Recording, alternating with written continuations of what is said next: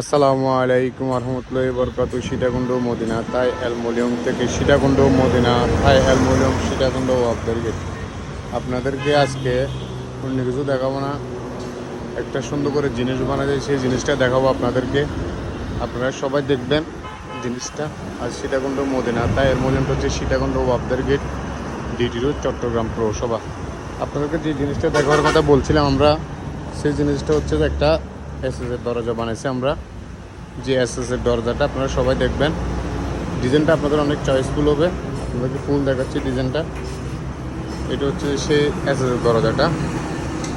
এসএসের দরজার ডিজাইনটা আপনাদেরকে অনেক চয়েসফুল হতে পারে। এটা অনেক চয়েসফুল ডিজাইন। আপনার যদি কারো যদি পছন্দ হয় অবশ্যই আমাদেরকে সীতাকুণ্ড মদিনা থাই অ্যালুমিনিয়াম অবশ্যই যোগাযোগ করবেন। আজকে অন্য কিছু দেখাচ্ছি না আপনাদেরকে, সম্পূর্ণ এসএসের দরজাটা আপনাদেরকে দেখাচ্ছি।